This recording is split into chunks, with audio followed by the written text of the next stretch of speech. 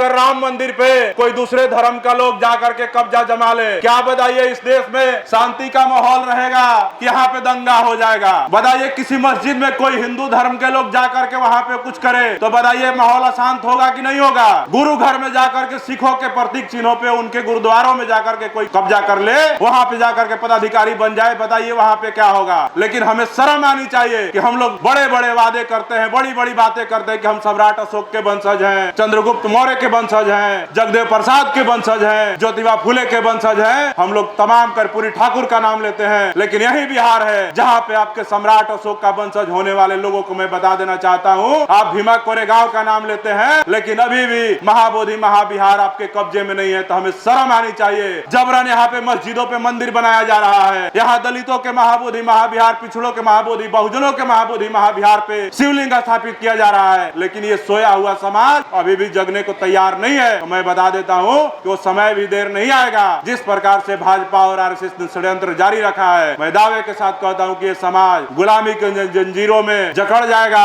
और हम आप हाथ पांव मारते रहेंगे। ना आप अपना इतिहास बचा सकते हैं, ना विरासत बचा सकते हैं। ऐसे ही गुलाम बन करके 38 रिजर्व सीटों पे विधायक बनाते रहेगा, 6 रिजर्व सीटों पे सांसद बनाते रहेगा, लेकिन लोकसभा में बोलने वाला एक भी मर्द बिहार का नेता नहीं है। सारे के सारे नामर्द लोगों को आपने विधानसभा और लोकसभा में भेजने का काम किया है, और जब तक इस बात पे समाज का खून नहीं खोलेगा, मैं दावे के साथ कहता हूँ कि बिहार का उत्थान नहीं हो सकता है। मेरे भाइयों, पुष्यमित्र शुंग बौद्ध धर्म के जो लोग हैं उनके लाखों भंते और भिक्षुओं का सर कटवाता है, तो ये आपको समझ नहीं हो सकता है। जिस तथागत बुद्ध का आप नाम लेते हैं, उनकी मूर्तियां घरों में सजाते हैं। मैं आप सबको बता देना चाहता हूं कि उस बुद्ध विरासत को मिटाने के लिए पुष्यमित्र शुंग के वंशजों ने हमारे लाखों की संख्या में बौद्ध भिक्षुओं के सर कटवा दिए। लेकिन हम कैसे बेगैरत बिहार के लोग हैं कि अपने इतिहास को बचाने का भी हम लोग हिमाकत नहीं करते हैं। मस्जिदों में मुसलमानों का अपना वहाँ पे धार्मिक आजादी है कि वहाँ पे जाकर के इबादत कर सके, उसी प्रकार से जिस प्रकार से सिखों का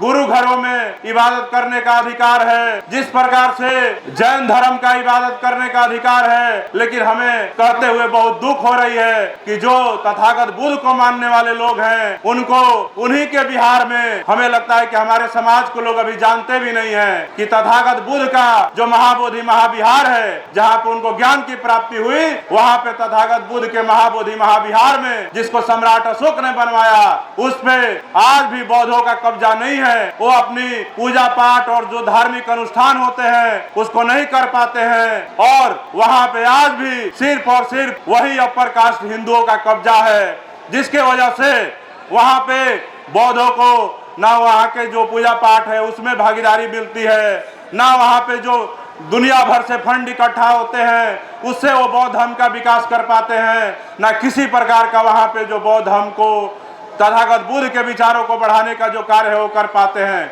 क्योंकि मंदिर तो बौद्धों का है, लेकिन उस पे कब्जा चंद मनुवादियों का है और चंद लोगों का है, और उसके लिए सरकार ने एक ऐसा कानून बनाया जो भारत के आज़ादी के पहले का कानून, जबकि संविधान कहता है कि 26 जनवरी 1950 के पहले का जो भी कानून होगा उसको भारत में लागू नहीं किया जाएगा, वो मान्य नहीं होगा।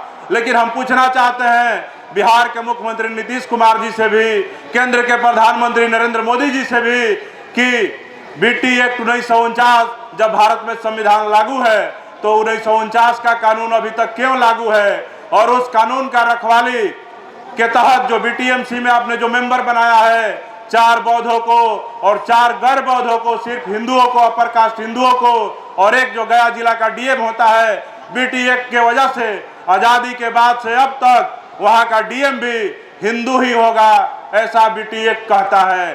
तो आप सोचिए कि बौद्धों का आपका जो अधिकार है, आपके मंदिर में आपको पूजा पाठ करने का भी अधिकार नहीं है। उस बीटी एक्ट को रद्द कराने के लिए भीम आर्मी, आजाद समाज पार्टी, हमारे नेता चंद्रशेखर आजाद दृढ़ निश्चय कर करके उस पर लगातार हम लोगों ने विरासत बचाओ भारत बचाओ यात्रा चला रहे थे, लेकिन युद्ध विराम की वजह से वो यात्रा हम लोगों को रद्द करनी पड़ी, युद्ध के वजह से, सीमा पे तनाव की वजह से।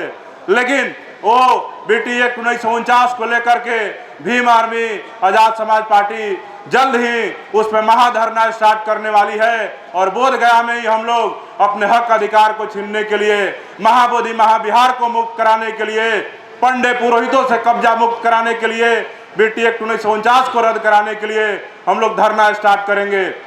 दूसरी तरफ मुसलमानों का बहुत ही महत्वपूर्ण मुद्दा है, उनको मस्जिदों को, उनके ईदगाहों को, उनके मदरसों को और उनके तमाम जो धार्मिक आस्था की प्रतीक जो निशानी है, जो जमीनें हैं, उनको छीनने के लिए केंद्र सरकार ने वक्फ कानून ला करके मुसलमानों के मदरसों को कब्जा करने का काम करने के लिए उन्होंने नया कानून बनाया है।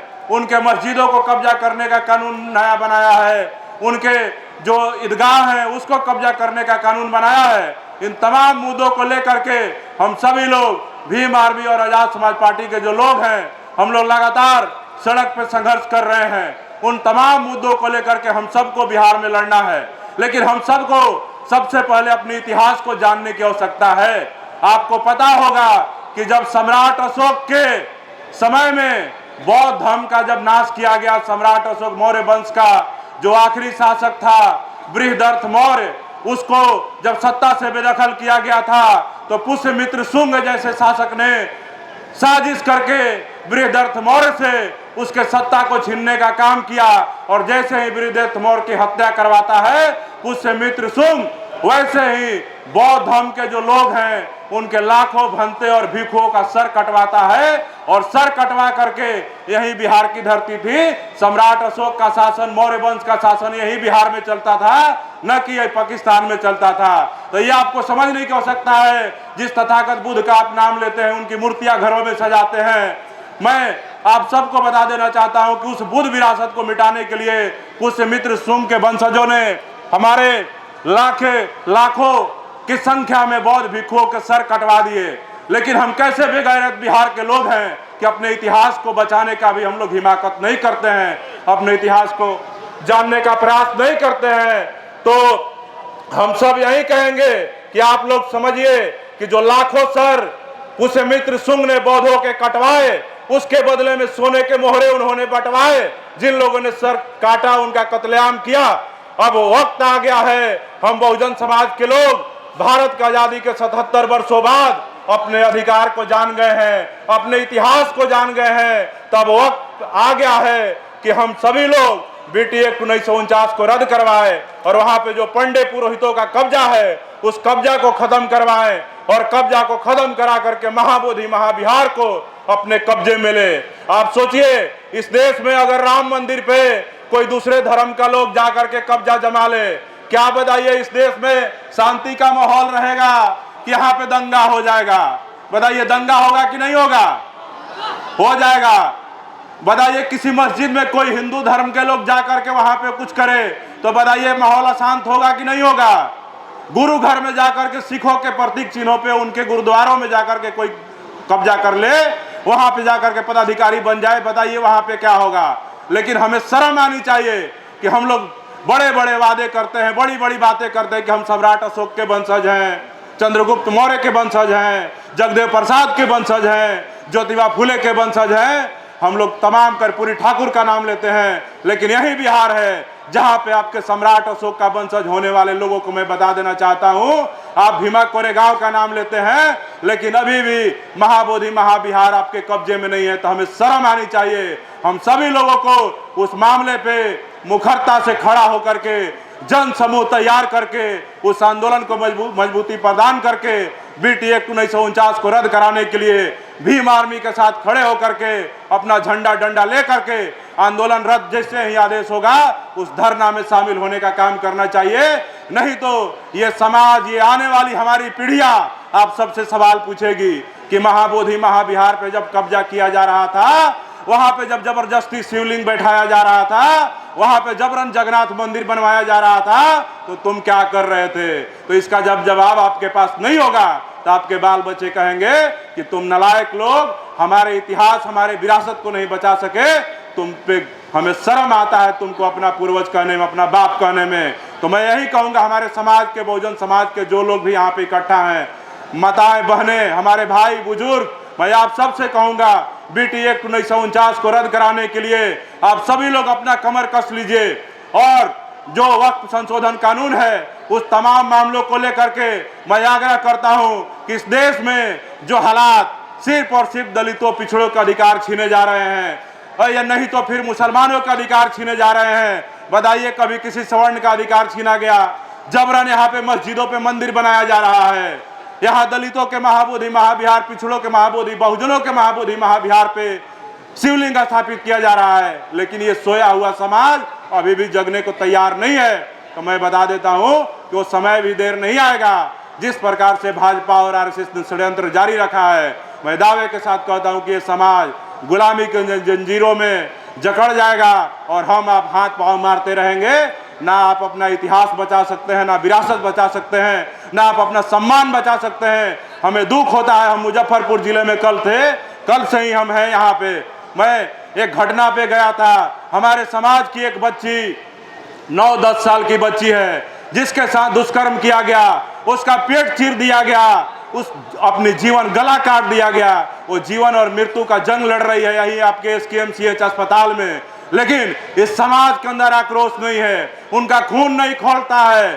तो हमें लगता है कि इस समाज को अपने आप पे शर्म आनी चाहिए। और आप जिन नेताओं को अभी तक मजबूत करने का काम किए हैं, उन नेताओं से सवाल भी आप नहीं पूछते हैं कि हमारे कुढ़न्नी की बेटी के साथ इस तरह की जाहिलियत को अंजाम दिया गया। लोकसभा में कौन बोल रहा है? बिहार के विधानसभा में कौन बोल रहा है? कौन विधायक, कौन सांसद इस मुद्दे पे आवाज उठा रहा है? वहां पे भी आप लोग मौन हैं। मैंने जब उस बेटी का जब दर्द देखा और उसके जब हाथों से मैंने देखा कि कलम से लिख करके वो बता रही है कि उसके साथ किस तरह की घटना को दुर्दांत तरीके से, विभत्स तरीके से घटना को अंजाम दिया गया है, तो मेरा रूह कांप गया, मेरा मन कर रहा था। और अगर हम संविधान बाबा साहब डॉक्टर अंबेडकर के दायरे में नहीं होते तो जो दुष्कर्मी, जो दुराचारी उसके साथ दुराचार किया था, इस समाज को उसको थाना और पुलिस को सौंपने की आवश्यकता नहीं थी, उसको पकड़वाने की आवश्यकता नहीं थी। अपने सम्मान के लिए उस हत्यारे को उसी प्रकार, जिस प्रकार से आपकी बेटी के साथ जिस प्रकार के घटना को अंजाम दिया, उसी प्रकार उसके साथ घटना अंजाम देने की आवश्यकता थी।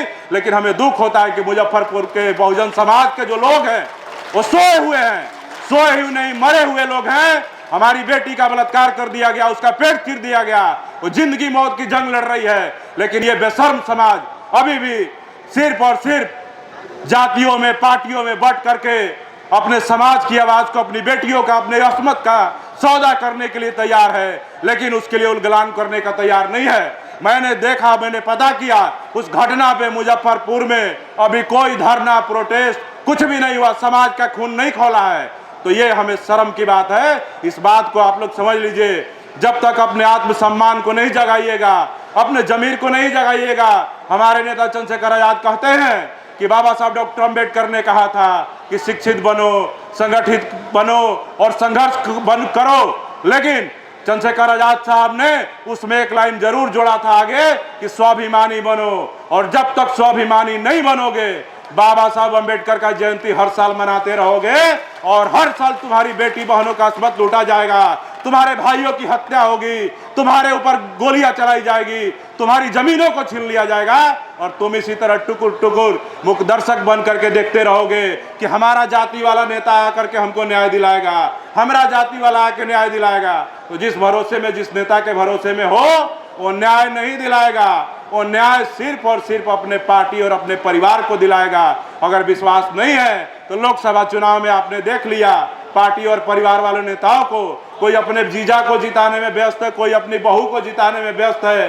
अभी विधानसभा का चुनाव आ रहा है, पता चलेगा कि भतीजा भी लॉन्च हो गया, पता चलेगा कि भगना भी लॉन्च हो गया। और ये समाज जो है ऐसे ही गुलाम बन करके 38 रिजर्व सीटों पे विधायक बनाते रहेगा, 6 रिजर्व सीटों पे सांसद बनाते रहेगा। लेकिन लोकसभा में बोलने वाला एक भी मर्द बिहार का नेता नहीं है। सारे के सारे नामर्द लोगों को आपने विधानसभा और लोकसभा में भेजने का काम किया है। और जब तक इस बात पे समाज का खून नहीं खोलेगा, मैं दावे के साथ कहता हूं कि बिहार का उत्थान नहीं हो सकता है। मेरे भाइयों, मैं यही कह करके अपनी बात को खत्म करता हूं और आगे का वक्त और आगे का जो बातें हैं उसको बढ़ाने के लिए अपने नेता को समेत चंद्रशेखर आजाद जी को देता हूं बहुत बहुत धन्यवाद।